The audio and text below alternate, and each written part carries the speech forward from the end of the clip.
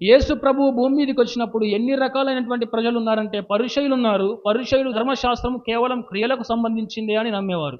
సద్దుకయ్యులు ఉన్నారు. ధర్మశాస్త్రం అంతా నమ్ముతారు కానీ పునరుద్ధానం ఉందంటే మాత్రం నమ్మరు. హేరోదీయులు ఉన్నారు. మేము హేరోదు వంశానికి చెందినటువంటి వారము, రాజకుమారులు మేమే గొప్పవారము అని భావించేవారు.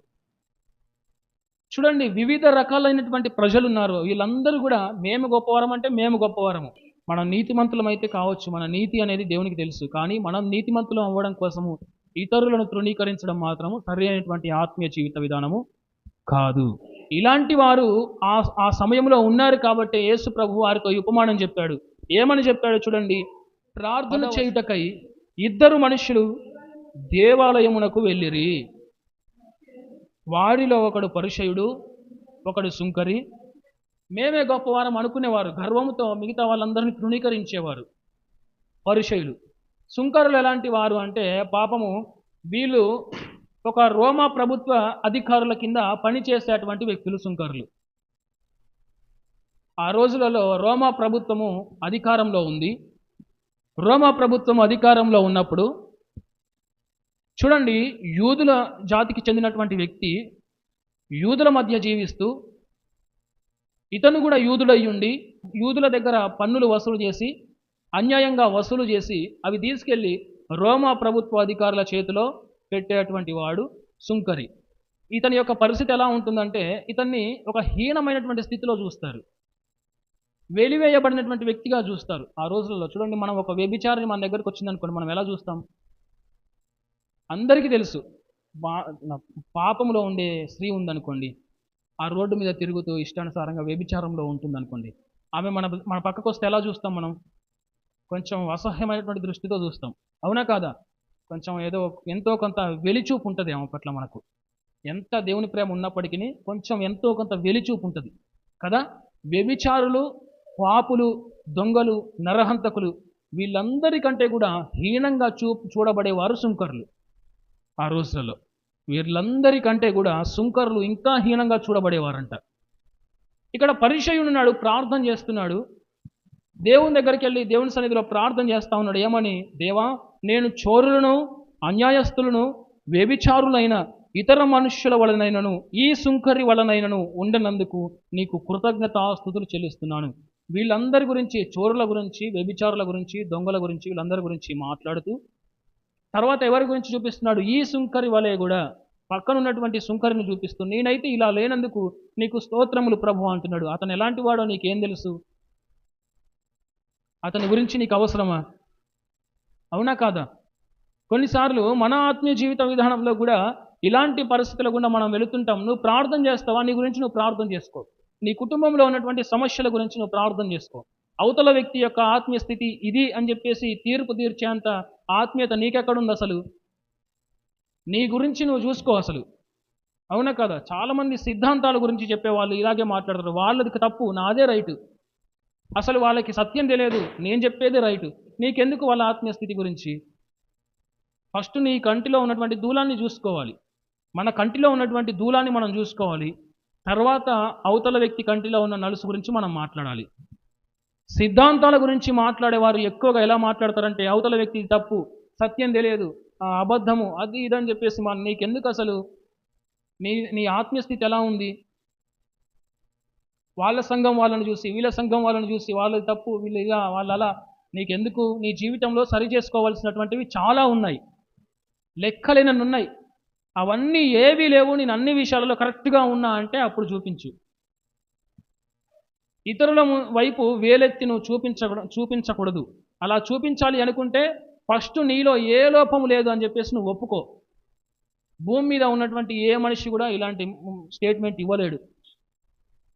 నిజమైనటువంటి వాక్యానుసారమైనటువంటి క్రైస్తవులైతే అన్ని విషయాలలో మేము కరెక్ట్గా ఉన్నా అని చెప్పేసి ఏ ఒక్కరు కూడా స్టేట్మెంట్ ఇవ్వలేరు. ఒకవేళ ఇచ్చినట్లయితే వారు అబద్ధికులు అవుతారు. దేవుని వాక్యమే మాట్లాడుతుంది, నేను మాట్లాడట్లేదు. ఎవడైనాను తనలో లోపము లేదని చెప్పుకుంటే వాడు అబద్ధికుడు అవుతాడు. సత్యమే వారిలో ఉండదు.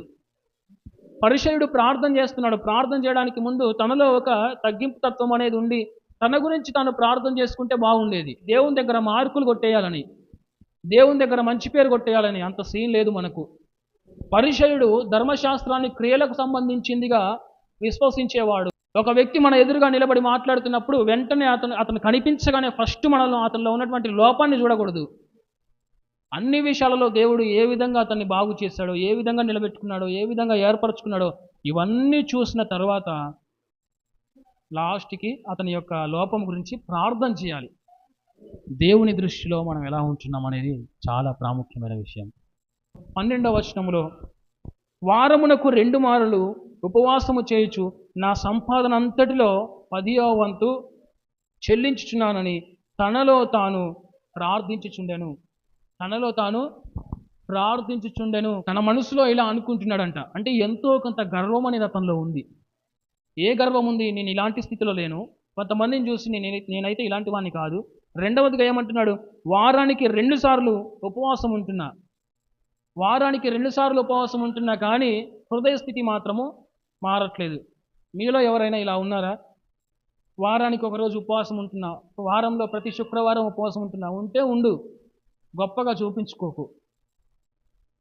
నువ్వు ఉంటున్నాననేది దేవుడు చూస్తే చాలు. మనుషులు చూడాలనా? మనుషుల ముందు నువ్వు గొప్ప ఆత్మీయురాలుగా కనబడాలనా? అవసరమా? దేవునికి కనబడితే సరిపోతుంది కదా నీ ఆత్మీయత. దేవునికి కనబడితే సరిపోతుంది కదా నీ గొప్పతనం ఏంటనేది. ఇంకా మనుషులందరూ చూడాలనా? అవసరమా? దేవుడు ఒక్కడు నిన్ను చూసి మెచ్చుకుంటే సరిపోతుంది కదా, మనుషులందరూ మెచ్చుకోవాలనా? ఫస్ట్ మనుషుల మెప్పు కోసం కాదు, దేవుని మెప్పు కోసం మనం ప్రయాసపడాలి.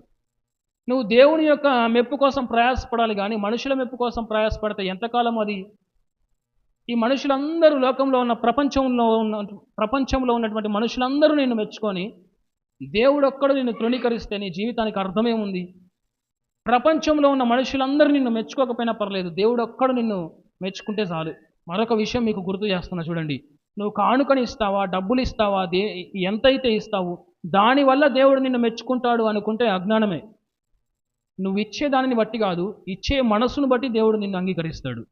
నువ్వు ఎంత ఇచ్చావు, ఏమిచ్చావు అనేది కాదు ముఖ్యము, నీ ఇచ్చే మనసు ఎలా ఉంది అది ముఖ్యమైనటువంటి విషయం. దేవుడు అదే చూస్తాడు తప్ప నేను శ్రేష్టమైనది ఇస్తున్నాను, శ్రేష్టమైనది ఇచ్చేటప్పుడు నువ్వు మనసులో ముఖ్య ఉద్దేశం ఏంటంటే దేవుడు శ్రేష్టమైనటువంటి వాటిని నాకు ఇస్తాడు కాబట్టి నేను శ్రేష్టమైన దాన్ని దేవునికి ఇస్తా. నీ మనసు ఎలా ఉంది అని చెప్పేసి దేవుడు చూస్తాడు. దేవుడు ప్రేమించి శ్రేష్టమైనటువంటి వాటిని ఇస్తే దానిలో కొన్ని పాడైపోయే వరకు చూసి పాడైపోయినటువంటి దానిని తీసుకొచ్చి దేవునికి ఇచ్చేవారు ఉన్నారు. కయ్యూన్ లాంటి వారు. గమనించండి, ఒక పాస్టర్ గారు ఒక ఊరికి వెళ్ళాడంట. ఆ ఊరిలో ఆ మందిరంలోకి వెళ్ళగానే మందిరంలో అన్నీ అద్భుతంగా ఉన్నాయంట. ఆ మందిరం అద్భుతంగా ఉందంట. ఆ సౌండ్ సిస్టమ్ కానీ, ఇన్స్ట్రుమెంట్స్ కానీ, కింద టైల్స్ కానీ, ఆ మందిరం అన్నీ కూడా అద్భుతంగా ఉన్నాయంట. ప్రార్థన టైం అయిందంట. ప్రార్థన కొద్దిగా స్టార్ట్ అయింది. తీరా ప్రార్థనకు చూస్తే ఎవరు రాలేదంట. ఒక 5గురో 6గురో వచ్చారంట. ఇంత పెద్ద మందిరము, ఇంత అద్భుతంగా ఉంది మందిరము. మందిరంలో ఏ లోటు ఏ కొరత లేదు, అన్నీ ఉన్నాయి. ఇన్స్ట్రుమెంట్స్ ఉన్నాయి, సౌండ్ సిస్టమ్ ఉంది, లైటింగ్స్ ఉన్నాయి, అన్నీ ఉన్నాయి. కానీ సంఘం లేదు, ప్రార్థించేవారు లేరు, దేవుని స్తుతించేవారు లేరు. ఒక 5గురే వచ్చి కూర్చున్నారంట. పాస్టర్ గారే ప్రార్థన చేశాడు, పాస్టర్ గారే పాట పాడాడు, పాస్టర్ గారే ఆరాధన చేశాడు, పాస్టర్ గారే వాక్యం చెప్పేసి ప్రార్థన చెప్పేసి ముగించేశాడు. అసలు విషయం ఏంటంటే ఈ పాస్టర్ గారు ఉండబట్టలేక అడిగాడు, అయ్యా ఏందయ్యా మందిరం చూస్తే అద్భుతంగా ఉంది, మందిరంలో ఏ కొరత అనేది లేదు, అన్నీ ఉన్నాయి, మరి సంఘం ఎందుకయ్యా ఈ స్థితిలో ఉంది అని చెప్పేసి అడిగిండంట. అప్పుడు ఈ పాస్టర్ గారు చెప్పారంట, ఈ 5గురే వచ్చారేంటి అని చెప్పేసి అడిగినప్పుడు పాస్టర్ గారు చెప్పారంట, అయ్యా మా ఊరిలో అసలు సంఘం అనేదే లేదు, మా ఊరిలో అసలు రక్షింపబడిన వారే లేరు, మరి ఈ మందిరం ఎలా కట్టారు, ఈ అద్భుతంగా మందిరంలో సౌండ్ సిస్టమ్ ఉంది, లైటింగ్స్ ఉన్నాయి, ఇవన్నీ కూడా ఎక్కడి నుంచి వచ్చాయి, ఈ 5గురితో ఎలా సాధ్యమైంది అని చెప్పేసి అడిగాడంట పాస్టర్ గారు. పాస్టర్ గారు చెప్పాడంట, అయ్యా ఆ 5గురు మామూలు వ్యక్తులు కాదు, ఉదయం ప్రార్థన చేయించుకుంటారు. ఎలాగైనా సరే ఈరోజు మాకు దేవుడి దగ్గర నుంచి దయ పొందుకోవాలి, మేము చేసే పనిలో దేవుడు ఖచ్చితంగా అధికమైన ప్రతిఫలాన్ని ఇవ్వాలి అని చెప్పేసి ప్రార్థన చేసుకొని వెళ్తారంట. సాయంకాలానికల్లా అద్భుతంగా మంచి ఆదాయంతో తిరిగి వస్తారంట. ఇంతకీ ఇంత గొప్ప సంపాదన ఏం పని చేస్తారయ్యా వాళ్ళు అంటే, అయ్యా వాళ్ళు దొంగలయ్యా అన్నాడంట. ఏంటంట? వాళ్ళందరూ దొంగలయ్యా, ఆ 5 దొంగలు. మరి ఈ మందిరానికి ఎందుకు వచ్చారు? దొంగతనం చేస్తే పట్టుబడొద్దని. రోజు ఉదయం ప్రార్థన ఎందుకు చేసుకుంటారు? మేము దొంగతనం చేసేటప్పుడు ఎవరికి పట్టబడొద్దు, ఎవరు మమ్మల్ని చూడొద్దు, పోలీసులు మమ్మల్ని పట్టుకోవద్దు, మా దొంగతనం అద్భుతంగా జరగాలి అని చెప్పేసి ప్రార్థన చేసుకుంటాంట. అర్థమైందా మీకేమన్నా? చేసేదే తప్పు పని, మళ్ళీ దానికి ప్రార్థన. కొన్నిసార్లు మన ఆత్మీయ స్థితి కూడా ఇలాగే ఉంటుంది, ఆ దొంగల్లాగానే ఉంటుంది. తప్పుడు ఆలోచనలతో వెళ్తూ ఉంటాం, మళ్ళీ దాంట్లోనే మనకు ప్రార్థన, ప్రభు సహాయం చేయలాగన. మన ఆలోచనలు నిండా తప్పుడు ఉద్దేశాలే ఉంటాయి, మళ్ళీ దాంట్లోనే ప్రార్థన. మన మన స్థితి ఎలా ఉందనేది ముఖ్యమైనటువంటి విషయం. మన ఆత్మీయ స్థితి ఎలా ఉందనేది ప్రధానమైనటువంటి అంశము. ఈరోజు ఒకసారి మీ హృదయాన్ని పరీక్షించుకోండి. దేవుని దృష్టిలో నా హృదయం ఎలా ఉంది? దేవుని యొక్క దృష్టిలో నా ఆత్మీయత ఎలా ఉంది? చూడండి, మీరిచ్చే డబ్బులు, మీరిచ్చే కానుకలు, మీరిచ్చే దశమ భాగాలు, దేవుడు వాటిని బట్టి కాదు సంతోషించేది, మీ హృదయాన్ని బట్టి. దేవుడు నాకు శ్రేష్టమైంది ఇచ్చాడు, నేను కూడా శ్రేష్టమైంది ఇవ్వాలి అనే మనస్సు ఉంటుంది చూసినరా, అదే దేవుడు చూస్తాడు. నువ్వు ఇచ్చే కానుకను దేవుడు చూడడు, నువ్వు ఇచ్చే ఆ అర్పణను దేవుడు చూడడు, నీ మనస్సు ఎలా ఉంది అనేదే దేవుడు చూస్తాడు. ఇక్కడ చెప్పుకుంటున్నాడు, వారానికి నేను 2 సార్లు ఉపవాసం ఉంటా, నా రాబడంతట్లో కూడా 10వ భాగము నీకు ఇచ్చేస్తా. నువ్వు ఇచ్చేదాన్ని బట్టి గర్వపడ్డానికి కాదురా బాబు, మీ మనస్సును బట్టి దేవుడు సంతోషపడాలి. దేవుని దృష్టిలో ఇతని యొక్క ఆత్మీయ స్థితి ఎలా ఉందంటే, దేవుని దగ్గర మార్కులు కొట్టేయాలని ఆశపడతా ఉన్నాడు, కానీ అతని మనస్సు మాత్రము దేవునికి అంగీకారంగా లేదు.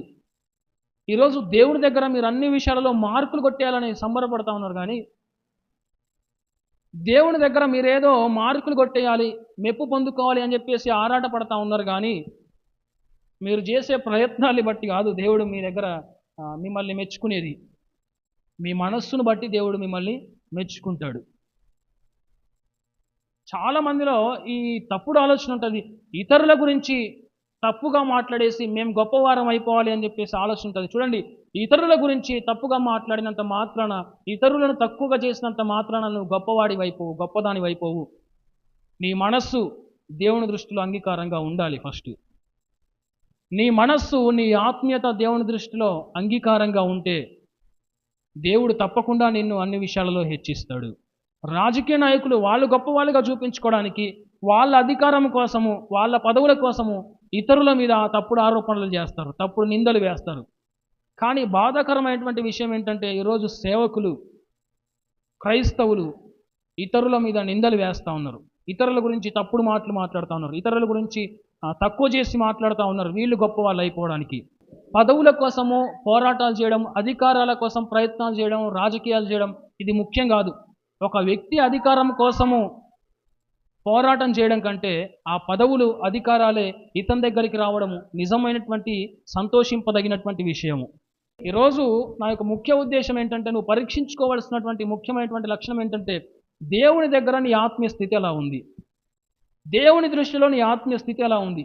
నీ గురించి నువ్వు గొప్పలు చెప్పుకుంటావు, నీ గురించి నువ్వు గొప్ప స్థితిలో హెచ్చించుకుంటావు, దానికోసం ఇతరులను ఎందుకు తక్కువ చేయడము? ఇతరులను ఎందుకు అబద్ధికులను చేయడము? ఇతరులను ఎందుకు సత్యం వెంబడించని వారని చెప్పేసి తప్పుగా మాట్లాడడము?